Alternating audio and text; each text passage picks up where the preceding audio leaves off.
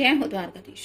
कोई आपसे बहुत प्यार करता है, ये रहेगा आज का टॉपिक। ऑब्वियसली लव रीडिंग है, इसलिए लव मैसेजेस ही लेने वाले हैं। हम 3 डेक लेंगे और तीनों में से लेंगे 5-5 कार्ड्स। तो शुरुआत करते हैं रोमांस एंजल से।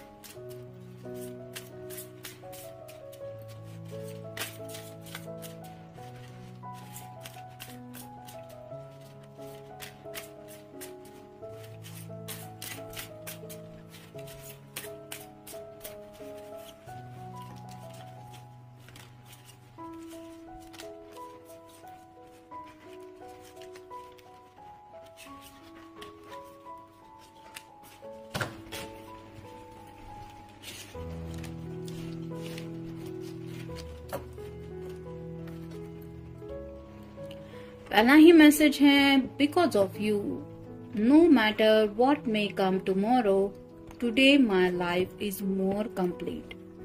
तो इनका कहने का मतलब ही यही है कि आप ही की वजह से उन्हें ऐसा लगता है कि कल चाहे जो कुछ भी हो जाए इनकी जिंदगी में, यानी कि आने वाले कल को लेके इन्हें फिक्र बिल्कुल भी नहीं होती, क्योंकि उन्हें लगता है कि आज का जो इनका दिन है वो पूरी तरह से कंप्लीट ये फील कर पाते हैं।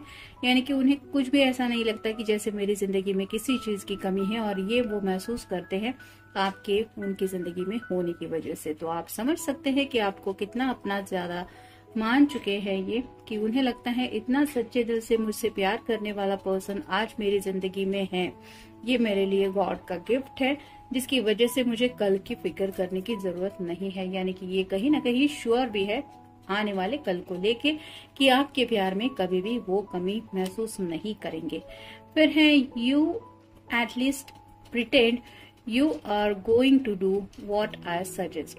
तो कई बार शायद ऐसा होता है कि आपका ओपिनियन या फिर आपका कुछ कहना अलग होता है, और मे बी इस पर्सन का कहना कुछ अलग होता है, लेकिन आप फिर भी इस पर्सन को ऐसा प्रिटेंड करने की कोशिश करते, यानी कि उनका दिल दुखाने का आपका बिल्कुल भी मन नहीं होता, जिसकी वजह से आप उनकी बात से अगर सहमत भी नहीं होते तो भी आप ऐसे बोलते हैं कि ओके ठीक है, मैं सोचूंगा या सोचूंगी।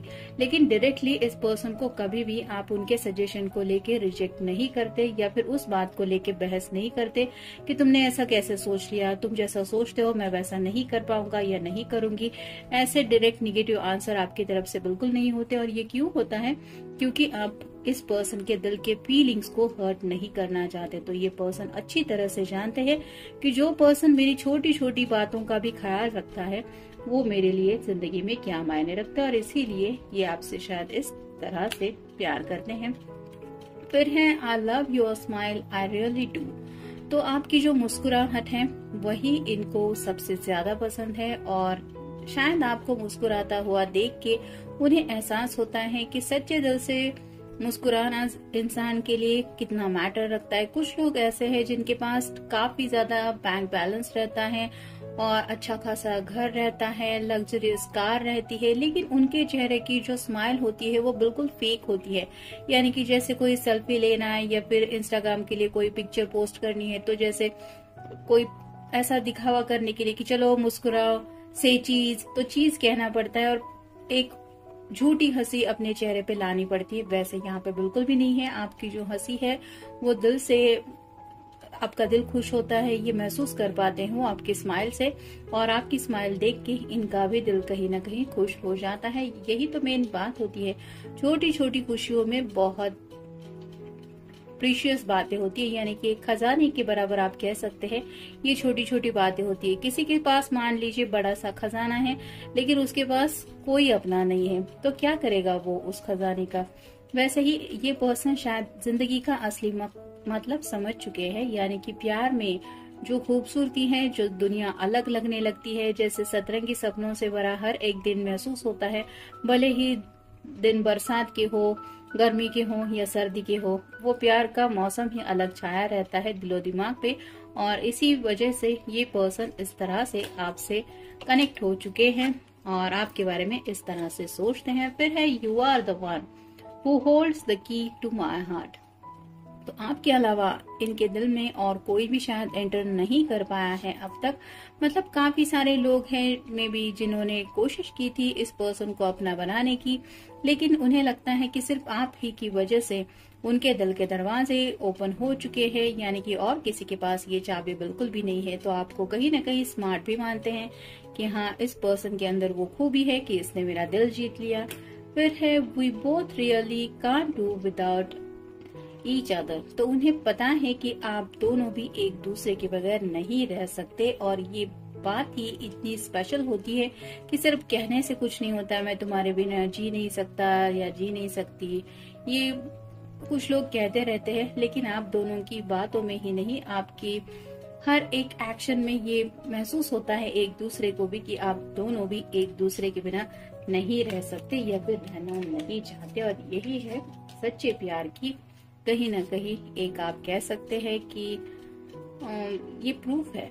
फिर है you are the light of my life. कहीं ना कहीं मे भी इस पर्सन को लगता था कि इनका जिंदगी में शायद कोई गोल नहीं है, कोई मोटिवेशन इनको नहीं है, जिसकी वजह से जैसे भी दिन आ रहा है जा रहा है इनको कुछ फर्क नहीं पड़ रहा था। लेकिन जब से आपने इनकी जिंदगी में एंटर किया है, उन्हें ऐसा लगता है कि आप उनकी जिंदगी की लाइट है, यानी कि जैसे किसी को अंधेरे में एक अगर उजाले की किरण महसूस हो जाए तो उसे महसूस होता है कि हाँ, मुझे इसी दिशा में जाना है।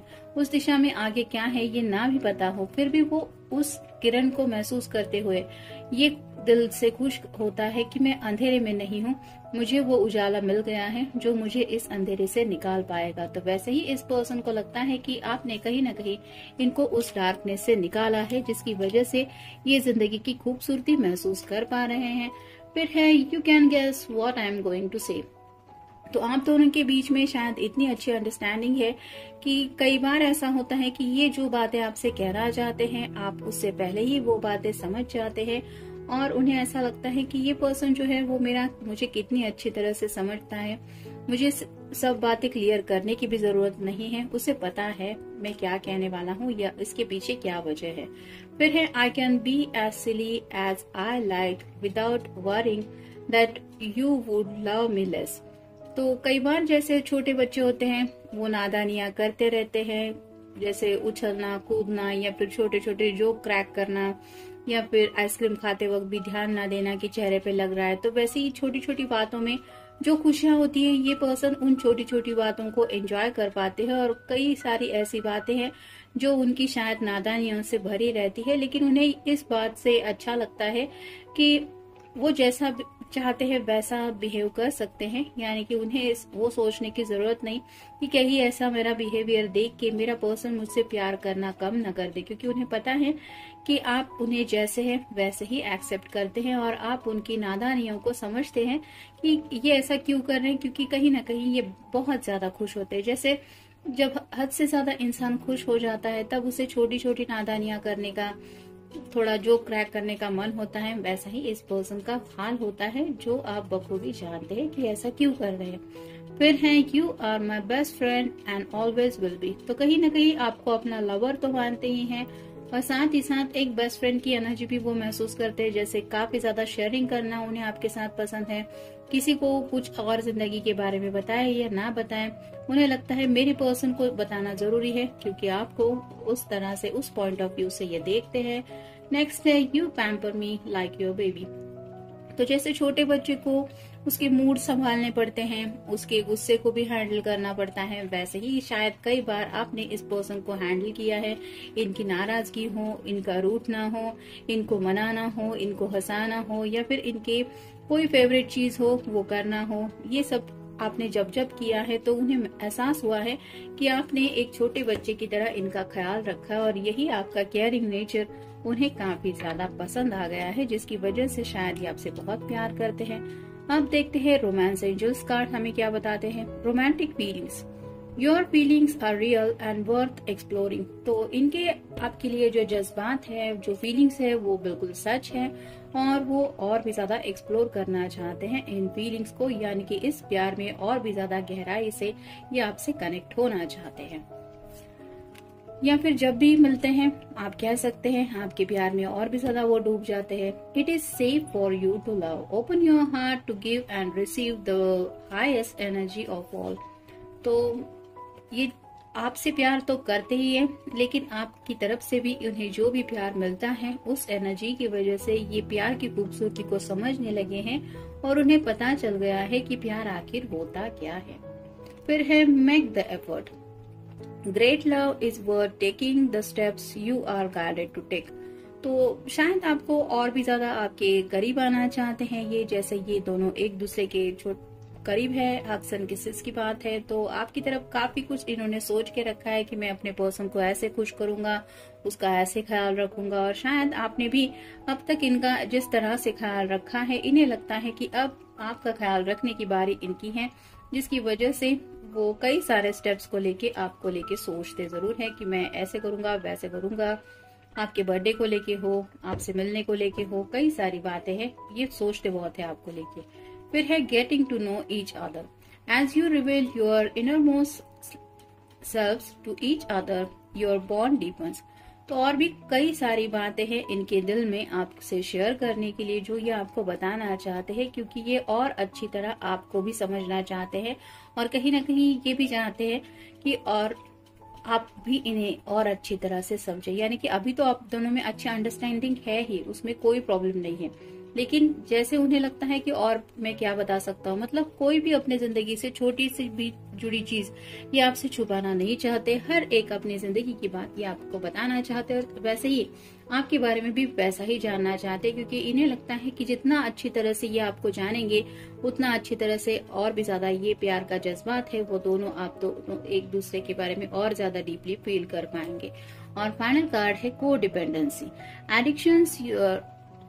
Addictions are affecting your romantic life. तो कहीं ना कहीं आप कह सकते हैं कि इस पर्सन को आपकी आदत हो चुकी है, यानी कि अब ये आपको अपनी जिंदगी से अलग सोचते भी नहीं है, आपको काउंट करते ही चले जाते हैं। मतलब ईच एंड एवरी डे जब भी शायद सुबह उठते हैं आपको काउंट करते हैं कि आप उनकी जिंदगी में हैं ही, भले ही आपका मिलना जुलना हो या ना हो, लेकिन आप उनकी जिंदगी में है ये मान के ही वो हर एक दिन जीते हैं, और इसी वजह से ये आपसे जुदा होने का ख्याल भी नहीं सोच सकते।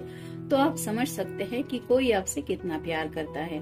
तो जनरल रीडिंग है, आपके साथ जितना रेजोनेट हो उतना ले लीजिए। मिलेंगे नेक्स्ट रीडिंग में।